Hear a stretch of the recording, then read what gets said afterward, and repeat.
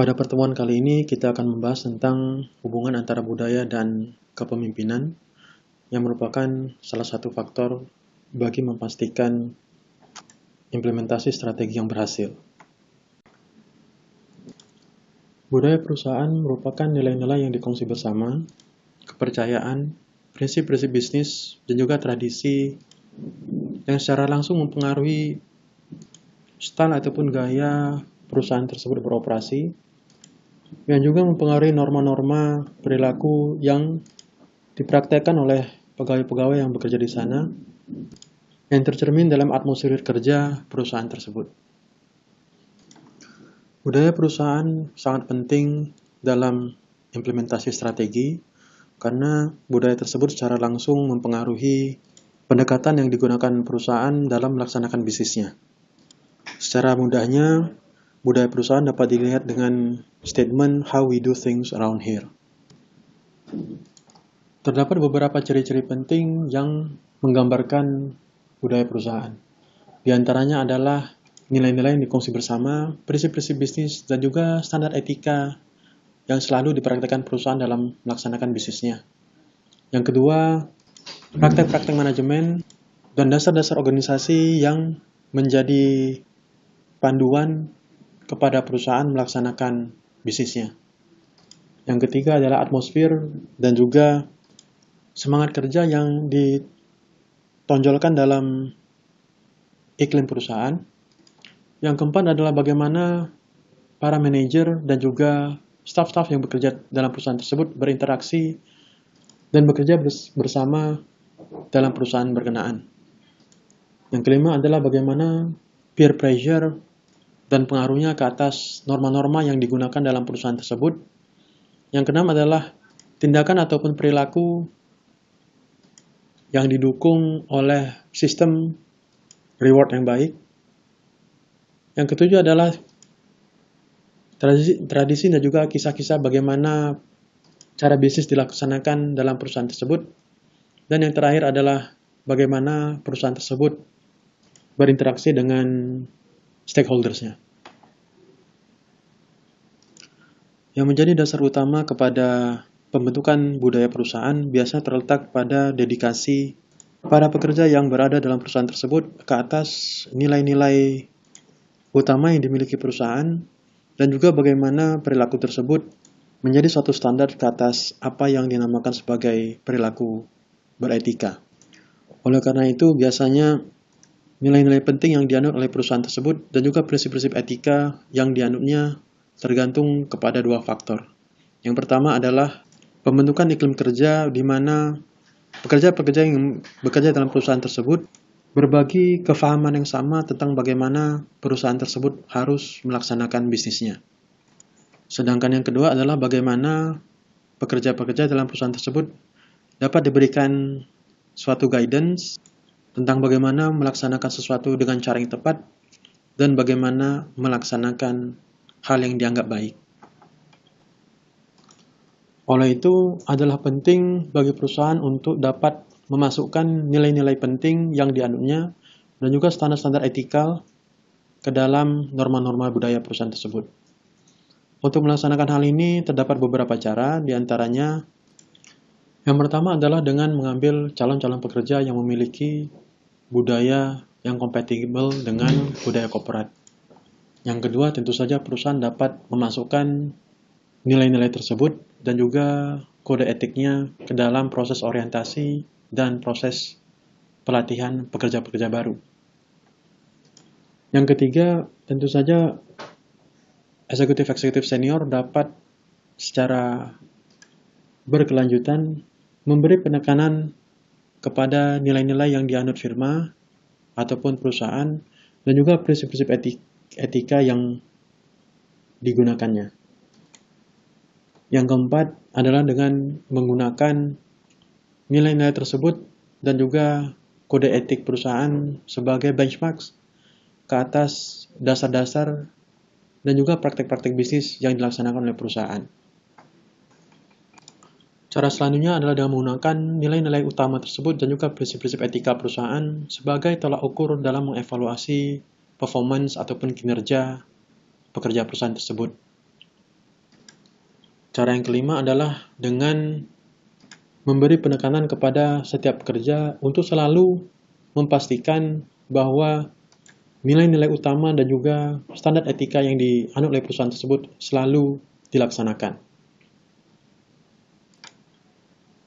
Cara yang berikutnya mungkin secara periodik dilaksanakan kegiatan-kegiatan yang sifatnya seremonial, di mana perusahaan akan memberi penghargaan kepada individu ataupun kelompok-kelompok pekerja yang dapat menunjukkan secara nyata bahwa mereka melaksanakan nilai-nilai perusahaan dan juga prinsip-prinsip etika yang dianut oleh perusahaan tersebut. Dan cara yang terakhir tentu saja dengan memastikan bahwa terdapat prosedur yang lumayan ketat bagi memastikan bahwa nilai-nilai utama dan juga prinsip-prinsip standar etika tersebut dapat dilaksanakan oleh perusahaan secara nyata. Perlu ditekankan di sini bahwa budaya perusahaan adalah wujud dan terbentuk sebagai hasil daripada nilai-nilai utama perusahaan tersebut dan juga standar etika yang dianut oleh perusahaan tersebut. Dengan demikian, maka nilai-nilai yang dianut oleh perusahaan dan juga kode etik perusahaan tersebut mengkomunikasikan secara jelas ekspektasi bagaimana para pekerja perusahaan tersebut harus bertingkah ataupun berperilaku di tempat kerjanya. Pada slide ini dapat kita lihat bagaimana nilai-nilai utama yang dianut oleh perusahaan dan juga kode etik perusahaan tersebut dapat dimasukkan ataupun diinjeksikan kepada budaya perusahaan. Sehingga perusahaan dapat memiliki nilai-nilai yang dianggap baik dan juga kode etik yang sesuai bagi mengembangkan perusahaan ke depannya. Perlu kita pahami di sini bahwa budaya perusahaan akan selalu berubah.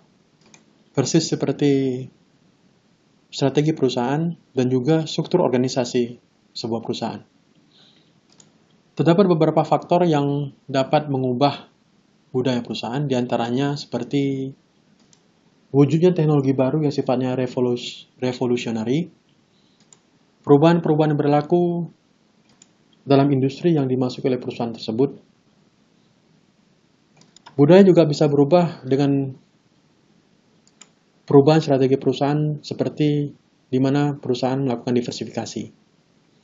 Selain itu, perubahan kondisi internal dan juga tingkat pertumbuhan perusahaan yang signifikan dapat juga mengakibatkan budaya perusahaan ikut berubah. Dan salah satu faktor yang dapat mengubah perusahaan dari segi budaya secara signifikan dalam jangka waktu yang singkat adalah di mana terjadinya merger ataupun akuisisi perusahaan tersebut dengan perusahaan lain. Budaya perusahaan sangat berbeda dari segi kekuatan dan juga pengaruhnya. Ada budaya yang memiliki pengaruh yang kuat ke atas praktek operasional perusahaan dan juga menjadi panduan untuk perilaku pekerja-pekerja yang berada di perusahaan tersebut. Namun ada juga budaya yang lemah dan tidak mempengaruhi praktek pengoperasian perusahaan sehari-harinya. Biasanya perusahaan yang memiliki budaya yang kuat memiliki nilai-nilai yang dikongsi bersama secara mendalam di antara para pekerjanya. Biasanya budaya ini juga menentukan pendekatan-pendekatan operasional yang diambil perusahaan dan juga norma-norma yang digunakan sebagai kode etik perusahaan. Seringkali budaya ini ataupun nilai-nilai yang terkandung di dalamnya terrefleksi secara umum melalui keputusan-keputusan yang diambil oleh perusahaan dan juga perilaku-perilaku para pekerjanya. Sedangkan budaya yang lemah biasanya jarang dikongsi bersama di antara para pekerjanya dan juga jarang dikomunikasikan secara internal. Biasanya perusahaan seperti ini memiliki sedikit tradisi bersama, nilai-nilai ataupun kepercayaan-kepercayaan yang dikongsi bersama, sehingga budaya tersebut tidak mampu menjadi panduan dalam perilaku perusahaan secara hariannya. Biasanya budaya perusahaan yang kuat terbentuk setelah bertahun-tahun. Adalah tidak mungkin budaya yang kuat tersebut dapat terbentuk dalam jangka waktu yang singkat. Dan biasanya terdapat dua faktor utama yang menentukan bagaimana budaya tersebut dapat terbentuk menjadi suatu budaya yang kuat. Yang pertama adalah adanya pemimpin yang kuat yang memiliki nilai-nilai kepemimpinan yang jelas. Sedangkan faktor yang kedua biasanya adalah komitmen yang dimiliki oleh perusahaan dalam mengikuti perilaku etikal ataupun kode-kode etik yang menjadi landasan operasional perusahaan pada sehari-harinya. Menselaraskan kedua faktor ini adalah menjadi perhatian penuh kepada senior eksekutif bagi menghasilkan budaya yang kuat yang dapat membantu dalam implementasi strategi perusahaan ke depannya.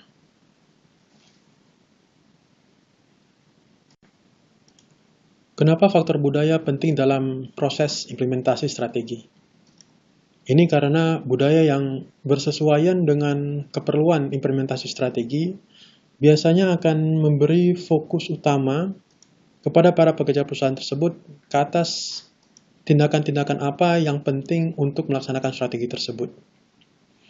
Selain itu, budaya juga akan memastikan wujudnya tekanan dalam bentuk peer pressure bagi memastikan bahwa kegiatan-kegiatan yang dilakukan secara bersamaan juga akan membantu eksekusi strategi secara keseluruhannya. Selain itu, budaya yang baik yang bersesuaian dengan implementasi strategi juga akan memberikan tambahan energi kepada para pekerja, terutamanya meningkatkan komitmen mereka dalam implementasi strategi dan seterusnya akan meningkatkan produktivitas para pekerja tersebut. Terdapat dua jenis budaya yang sangat membantu dalam implementasi strategi perusahaan. Yang pertama adalah budaya high performance, sedangkan yang kedua adalah budaya yang sifatnya adaptif. Pada dasarnya, budaya high performance akan memberikan komitmen tambahan kepada para pekerja perusahaan tersebut untuk mampu berusaha sebaik mungkin dalam mencapai objektif perusahaan. Dalam hal ini, ciri-ciri budaya tersebut seperti can-do spirit, kebanggaan dalam melakukan hal-hal yang baik dan benar, dan juga perilaku no excuses ataupun tiada alasan merupakan ciri utama kepada budaya tersebut.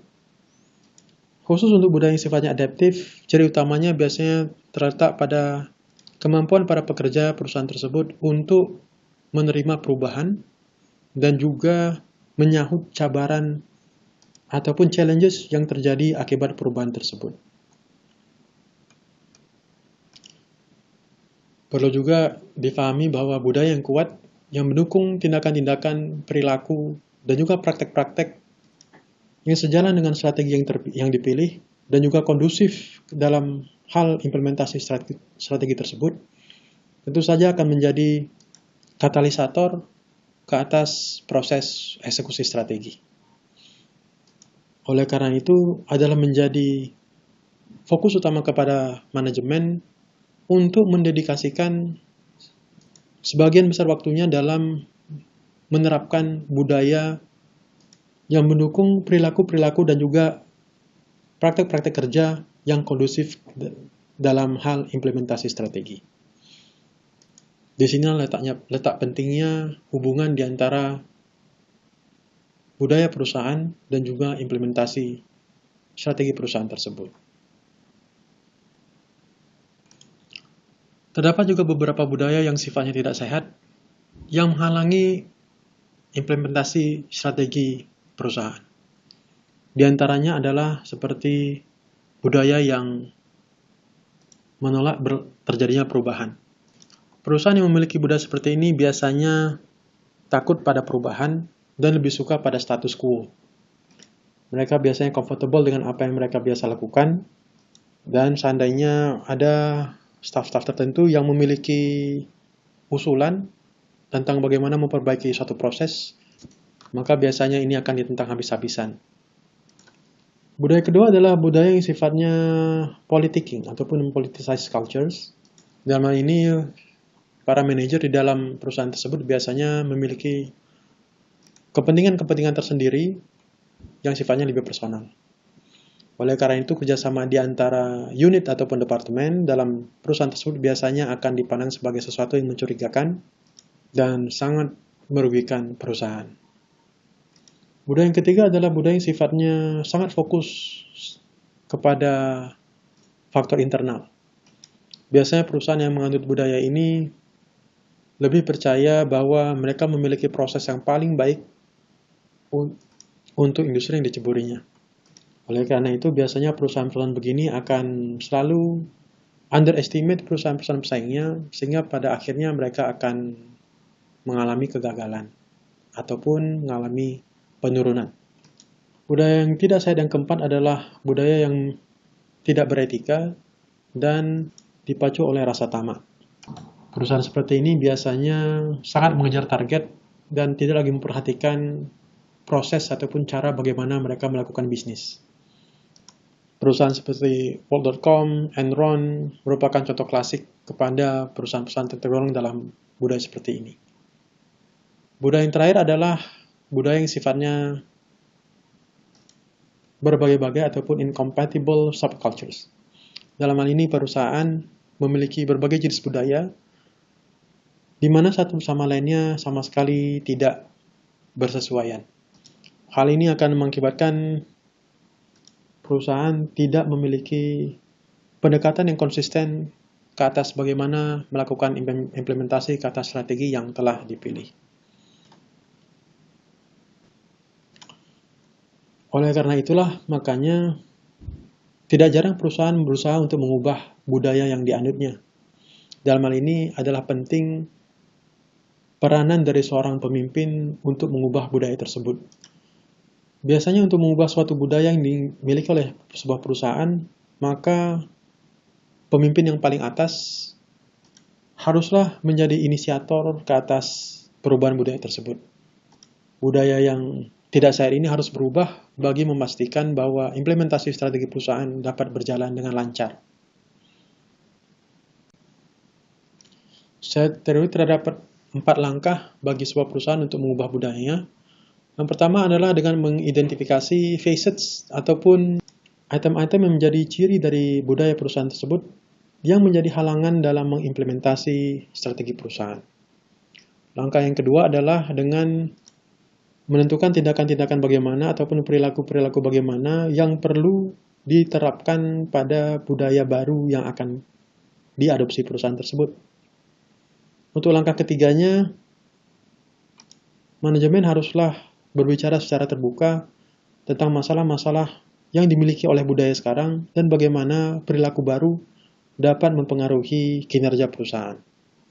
Sedangkan langkah yang keempat adalah dengan menunjukkan bahwa tindakan-tindakan yang sifatnya substantif dan juga simbolik perlu ditunjukkan bagi menanamkan perilaku-perilaku ataupun attitude-attitude yang sifatnya baru, praktek-praktek kerja, dan juga norma-norma budaya baru dalam perusahaan tersebut.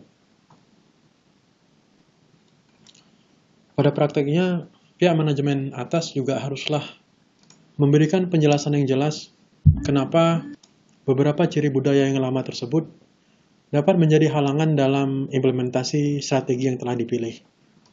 Hal ini sangat penting bagi para pekerja untuk dapat menerima budaya yang baru tersebut. Sehingga dengan demikian jumlah para pekerja yang resisten ataupun menolak perubahan budaya mungkin dapat dikurangkan. Selain dari penerangan yang jelas kepada para pekerja tentang pentingnya perubahan budaya tersebut, pihak manajemen juga dapat melakukan beberapa perkara seperti menggantikan eksekutif-eksekutif yang menghambat terjadinya perubahan budaya tersebut. Selain itu, manajemen juga dapat mempromosikan individu-individu yang mendukung dalam implementasi strategi dan juga dalam perubahan budaya yang diperkenalkan tadi. Pihak manajemen juga dapat mengangkat ataupun melantik orang-orang dari perusahaan-perusahaan luar yang memiliki ciri-ciri budaya yang lebih kurang sama dengan budaya baru yang hendak diimplementasikan tadi. Perusahaan juga dapat melakukan seleksi yang agak lebih ketat dengan mencari calon-calon pekerja ataupun staf yang fit dengan budaya baru yang hendak diperkenalkan tadi. Pihak manajemen juga dapat membentuk pelatihan-pelatihan yang fungsinya untuk dapat lebih memperkaya ataupun menerapkan budaya yang hendak digunakan. Dan juga perusahaan dapat mendesain struktur insentif yang mendukung individu-individu ataupun kelompok yang mau mengimplementasikan budaya tadi. Selain daripada cara-cara yang disebutkan pada slide sebelumnya, maka terdapat juga beberapa cara simbolis yang dapat menunjang ke atas pergantian budaya tadi. Seperti di mana top manajemen menunjukkan bagaimana mereka mengadopsi budaya yang baru. Begitu juga dengan membentuk acara-acara yang sifatnya seremonial yang dapat ataupun memberi kehormatan kepada para staf yang mendukung budaya baru tersebut. Selain juga memberikan simbol-simbol fisikal yang merepresentasikan budaya yang baru tadi. Perlu difahami di sini bahwa usaha untuk mengubah budaya ini bukanlah merupakan sesuatu yang dapat dilaksanakan dalam jangka waktu yang singkat. Selain itu, pihak manajemen dan juga perusahaan pada umumnya haruslah secara konsisten dan persisten terus-menerus berusaha untuk mengadopsi budaya yang baru tersebut dan melaksanakannya secara real. Bahkan kadangkala perlu waktu yang lebih lama untuk memastikan bahwa budaya tersebut tertanam dengan baik dalam budaya perusahaan. Mungkin perlu waktu sekitar 2 hingga 5 tahun bagi perusahaan untuk dapat mengadopsi sepenuhnya budaya yang baru tersebut. Setelah budaya perusahaan diubah sedemikian rupa sehingga sesuai dengan implementasi strategi, maka pihak manajemen dapatlah secara aktif melaksanakan ataupun mengimplementasikan strategi yang telah dipilih tersebut. Dalam hal ini, manajemen haruslah selalu berusaha untuk mengetahui apa yang terjadi dan melakukan monitor, terutamanya ke atas progres bagaimana implementasi strategi perusahaan tersebut berjalan sepenuhnya.